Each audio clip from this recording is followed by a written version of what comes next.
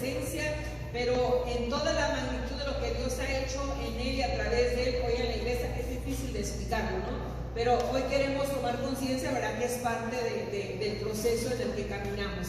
Ok, perfecto. Entonces el Espíritu Santo ese lo conocemos ahora como la tercera persona de la Santísima Trinidad. Una cuestión del Espíritu Santo es la acción, dice, no es nueva en la iglesia, no es solo de la renovación, no es solo en el Nuevo Testamento, sino que el Espíritu Santo estuvo actuando en hombres y mujeres a través de toda la historia de Israel, a través de los jueces, los profetas, los reyes. El Señor estuvo actuando en cada uno de ellos a través del Espíritu Santo. Entonces, siempre que vemos la Biblia, no podemos solamente determinar que hoy en nuestros tiempos es el Espíritu Santo vino. Tenemos que darnos cuenta que siempre ha existido, que si no se hablaba con mucho en esa esencia, ¿verdad?, pero habla mucho del derramamiento, habla mucho de lo que el Espíritu Santo iba a venir en los últimos tiempos, ¿no? Por eso tenemos que mirar las promesas de Dios en el Antiguo Testamento, desde donde Dios empezó a prometer esta venida del Espíritu, qué venía a ser este Espíritu Santo, ¿no? Entonces cabe resaltar, ¿verdad?, y tener conciencia, ¿verdad?, que una de las promesas del Antiguo Testamento principalmente era la venida del Mesías. Desde el Antiguo Testamento se empezó a preparar todo el proceso para cuando Dios enviaría a su Hijo, ¿verdad? Y Él venía como el liberador, Él venía a traernos esta gracia, ¿verdad? Pero también cabe recalcar que este Mesías habló de la promesa del Padre. Él habla precisamente antes de Él morir, ¿verdad? Antes de retirarse, Él dice, no los voy a dejar huérfanos. Les conviene que yo me vaya, porque si yo no me voy, no vendrá a ustedes el Espíritu Santo. Entonces, Él viene, el Antiguo habla de Mesías, pero también el Mesías nos habla de que no nos iba a dejar huérfanos, de que no íbamos a estar solos en nuestro camino, ¿verdad? Entonces, es importante recalcar esto. En el Antiguo Testamento ya va preparando el camino precisamente a este derramamiento del Espíritu Santo. ¿Cómo es que empieza este derramamiento? Pues cosas que tenemos que comprender, que del Antiguo Testamento vamos a mirar muchos los símbolos, ¿verdad?, que recalcan el agua, el viento, el aceite, el fuego, la paloma. Son varios signos, ¿verdad?, que en la Biblia vamos a recalcar y vamos a mirar siempre como esta presencia del Espíritu Santo, ¿verdad? Si ustedes ven el catecismo, en la parte del Espíritu Santo, habla de estos símbolos y de otros más. Entonces siempre es importante comprender esta esencia de los símbolos. ¿Cómo surge precisamente este descenso del Espíritu Santo? Pues desde el inicio, en Génesis 1:2 nos habla, ¿verdad? Dice en el principio, en el principio, cuando Dios creó los cielos y la tierra, todo era confusión y no había nada en la tierra. Las tinieblas cubrían los abismos, mientras el Espíritu de Dios aleteaba sobre la superficie de las aguas. Palabra de Dios. Ya desde el inicio vamos a mirando, ¿verdad?, que en esa confusión que había, en esa cuestión que surgía, pero ya en las aguas surgía el Espíritu de Dios, ¿verdad? Y es el que viene a traer precisamente el orden, porque después de allí, ¿verdad?, Dios dijo, haga la luz, y hubo luz, ¿verdad? Entonces todo eso empezó, ¿verdad?, en esta esencia del Espíritu Santo. Otra de las grandes cuestiones con el descenso, ¿verdad?, surge precisamente la agua, la purificación y la vida nueva.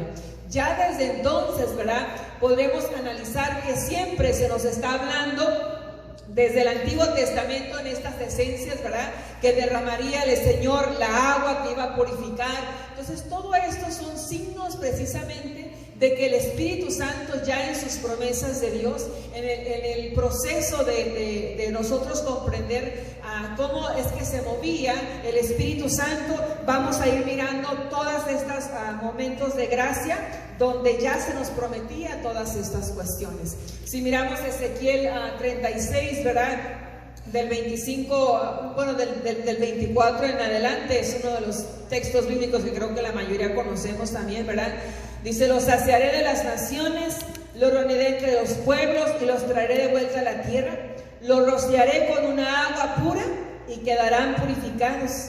Los purificaré de todas sus impurezas y de todos sus inmundos ídolos. Les daré un corazón nuevo y pondré dentro de ustedes un espíritu nuevo.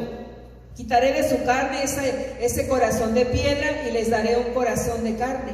Pondré dentro de ustedes un espíritu y haré que caminen según mis mandamientos, que observen mis leyes y que las pongan en práctica. Vivirán en el país que di a sus padres, ustedes serán mi pueblo y yo seré su Dios. Palabra de Dios. Ya desde entonces en la promesa está hablando, ¿verdad? Que Él primero nos va a rociar, ¿verdad? Primero nos va a congregar, ¿verdad? Primero nos va a sacar de nuestras naciones, ¿verdad? De nuestros pueblos, y dice, los traeré de regreso, ¿verdad? Volverán. Si hemos andado en la vida, todos anduvimos por tantos lugares, por tantos caminos. Ahorita en este preciso momento, todos estamos aquí, ¿somos mexicanos? Sí. ¿Todos somos mexicanos? No. Dice los guatemaltecos, los salvadoreños, dicen no. Los colombianos van a decir no, ¿verdad? Nos ha llamado de diferentes lugares, a diferentes personas, ¿verdad? Y a todos dice, los voy a purificar, ¿verdad? Voy a mandar un agua, voy a purificarlos y voy a quitarles sus inmundos ídolos. Cuando llegamos al corazón del Señor, eso fue lo que hizo. De todos los lugares, de todos donde estábamos, Él nos ha reunido en diferentes lugares. Tenemos un retiro, ¿todos somos de la comunidad? No. Viene de diferentes lugares, de diferentes personas. ¿Por qué? Porque el Espíritu Santo, Dios lo que prometía era que Él quiere unirnos, ¿verdad? Y nos quiere traer de nuevo a su presencia. Y dice, ellos serán mi pueblo y yo seré su Dios.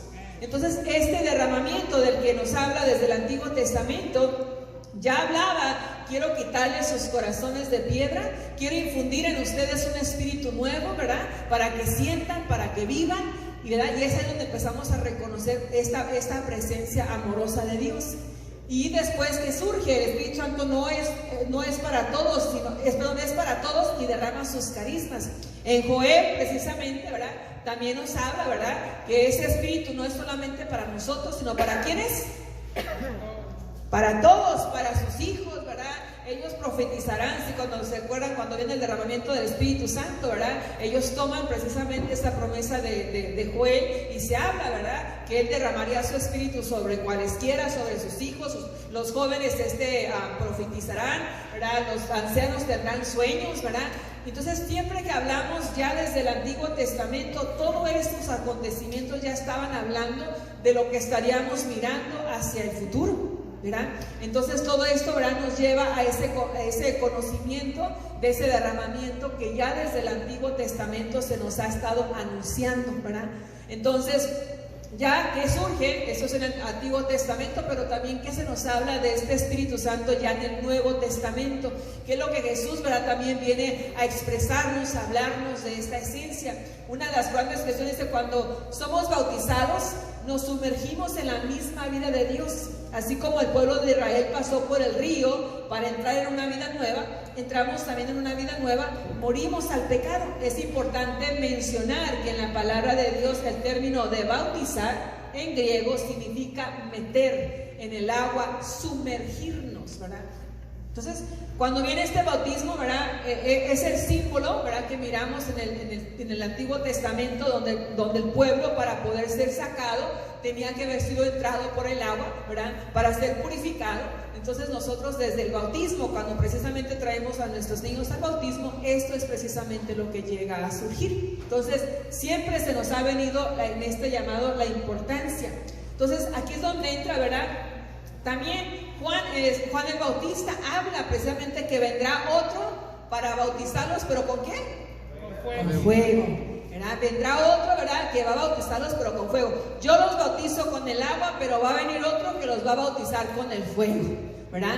Entonces es importante recalcar, ¿verdad?, que siempre la esencia de este Espíritu Santo, tanto en el agua, tanto en el fuego, ¿verdad?, tanto en estas experiencias, sigue siendo, ¿verdad?, la esencia para darnos libertad y conocer cada día más a Dios.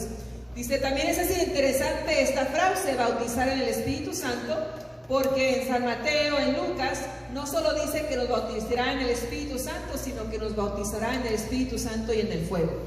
El fuego es otro de los símbolos que miramos precisamente del Espíritu Santo. Y una gran cuestión, ¿qué hace el fuego?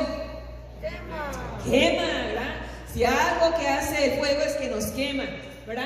¿Y el fuego qué hace? Quema, purifica, ¿verdad? Recuerda también cuando Dios se le aparece a Moisés en la zarza ardiente, en el fuego de la presencia de Dios que transforma la vida. No sé si ustedes se acuerdan la película del Moisés, ¿verdad? En la película se ve visualizado, pero también está en la Biblia, ¿verdad? Que cuando Moisés, entró en esa presencia de la zarza ardiente, le hace una petición: quítate ¿qué? Quítate las sandalias, ¿verdad? Porque al lugar que vas a entrar es santo. Entonces, una de las grandes cuestiones es el llamamiento de esa zarza que va a ser la presencia de Dios. Por eso cuando nosotros entramos en estos grupos de oración, una de las gracias es que cuando viene este Espíritu Santo nos quema de una manera que va purificando y nos hace recordar, nos hace sentir mal, voy a decirlo así, no a mal, pero en el sentido de saber que no estamos haciendo las cosas correctas. Y empieza a purificarnos de ídolos, de creencias. ¿Cuánta gente iba antes a que le limpiaran con una limpia? ¿Cuántos iban a que le leyeran las cartas? ¿Cuántos creían en el tarot? ¿Cuántos creían en unas cuestiones que no eran dioses, sino que buscamos otro tipo de dioses? Pero Dios dice: quitaré esos inmundos ídolos, porque yo quiero que ser su Dios, el único, ¿verdad? Entonces, eso es lo que hace el fuego: quemarnos, purificarnos, santificarnos constantemente, ¿verdad? Entonces, el fuego y el agua, la paloma y la acción, ¿verdad? Si recuerdan ustedes también la paloma, cuando Jesús, ¿verdad?, vino y fue bautizado, ¿qué apareció? La paloma, ¿verdad? Entonces, todos estos símbolos siempre hablan de esta presencia. Dice: Jesús se hace bautizar por Juan al principio de su ministerio público. El Señor entrega ese bautismo de arrepentimiento, ¿verdad? No porque Él mismo fuera el pecador, sino a causa de su total solidaridad con la humanidad pecadora, solidaridad que lo llevaría a la cruz. Sabemos perfectamente bien que Él no necesitaba ser bautizado, que no necesitaba este bautismo, porque ya en sí, si algo tenemos y sabemos que Él era limpio, puro y todo, pero Él quería entrar en nuestra humanidad. Él quería entrar para poder liberarnos de esa humanidad, sentir lo que el hombre puede sentir en su carne. ¿Para qué? Porque para darnos también a saber que gracias a este sacrificio, a esa entrega, nos liberó. Por esa gracia del Espíritu de Dios que lo conduzco, porque una vez cuando Él es bautizado, ¿hacia dónde se dirige luego? Al desierto. Al desierto, a ser tentado. Entonces ahí es donde vamos a probar esta gracia de Jesús, ¿verdad? Y Él con la misma palabra de Dios se va a defender en toda la tentación, ¿verdad? Que nos muestra, ¿verdad?, que también tenemos la fuerza suficiente para evitar cualquier tentación. ¿La tentación es un pecado? A ver. ¿La tentación es pecado o no es pecado? No es pecado. No es pecado. La tentación solamente irá, te está acariciando, te está llamando: vente a las chelas, vente al baile, vente a lo que, vente, tú ándale. Mira, el compadre ya lo hace. Y hasta el compadre te invita: ándale. Tú no, todavía no. Pero ¿qué pasa de repente? Sópate las callitas. De repente también uno también se va, ¿verdad? Pero tenemos que la gracia de volver a levantarnos, la gracia de volver a purificarnos. Vete a confesar, vete a limpiar, vete a purificar y regresa. El problema no es caer, hermanos. Díselo a tu hermano: el problema no es caer. El problema no es caer. El problema es que te quedes caído, tumbado, tirado, ¿no? Porque el Espíritu Santo a eso nos hace purificarnos. Sabemos que todos vamos a ser pecadores, sabemos que vamos a caer, pero no nos podemos quedar ahí, ¿no? Y eso es lo que yo considero que el Espíritu Santo quiere recordarnos, que aunque somos frágiles, su fuerza nos levanta, ¿verdad? Entonces, una de las gracias también dice: en respuesta de este acto de humildad, ¿verdad? Porque ese fue un acto de humildad de Jesús para poder ser bautizado, nos demuestra que también podemos ser humildes, que tenemos esta capacidad también de humillarnos, de ser humildes, ¿verdad? Dice: cuando por Juan Bautista Y cuando Jesús estaba orando, el Espíritu Santo descendió sobre él en forma de una paloma, ungiéndolo para su misión mesiánica, ¿verdad? Él ahí donde es enviado, ¿verdad? Para esa misión que va él a empezar en este progreso de llamarnos a todos al arrepentimiento, a que él viene a liberar, al que viene a quitar a los que están cautivos, a darle libertad a los que están, a darle vista a los que están ciegos. Entonces él empieza en esta misión, y ese descenso del Espíritu Santo sobre Jesús precisamente es el descenso que después vamos a mirar precisamente también en Pentecostés, ¿verdad? Entonces, una cuestión con el Espíritu Santo, como les decía al principio, es parte de la historia de la creación, que desde el principio se hablaba de esta esencia, ¿verdad? Y es donde Jesús, ¿verdad?, ya a través del Espíritu Santo le da un lugar nuevo en la creación. Y es aquí donde miramos, ¿verdad?, que la creación desde el Antiguo Testamento tiene ese inicio del soplo de Dios en nuestra nariz, el soplo de la vida, el soplo de la existencia. Pero cuando ya viene Jesús nos da una nueva vida. ¿A la vida qué? Espiritual. A la vida acercada a Dios.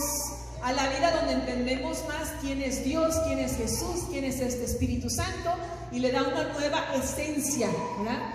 Por eso desde los evangelios retratan a Jesús mismo como el lleno del Espíritu Santo, ¿verdad? Si ustedes miran siempre varios textos bíblicos, siempre van a hablar que él estaba lleno del Espíritu Santo, y cuando él empieza en su ministerio público, sus doctrinas, curaciones, exorcismos y milagros, todos los hacía con el poder del Espíritu Santo. Y aquí es donde entra mucho para nosotros Renovación Carismática, líderes, predicadores, evangelizadores, precisamente darnos cuenta que ese mismo Espíritu, ¿verdad?, nos da esa gracia para poder nosotros también, ¿verdad?, hacer esta misión llenos del Espíritu Santo, ¿verdad? Invocarlo, pedirlo, aclamarlo. Por eso él es capaz de bautizar en el Espíritu, porque antes había recibido precisamente este Espíritu Santo en su naturaleza humana. Y aquí es donde entra mucho lo que la gente piensa, ¿no? A Jesús siempre lo miramos como el Dios, como el intachable, como el que sí podía, pero se nos olvida, y la iglesia nos ha enseñado siempre también que fue un hombre común como tú y yo, como carne y hueso. Y esa parte, como humanos, se nos hace difícil de entenderla. Pero él tenía que venir en su parte humana precisamente para recordarnos esta gracia del Espíritu Santo. También vemos que Jesús es la roca que da la vida, la fuente del Espíritu Santo, y nosotros debemos de ese Espíritu Santo para creer en él también.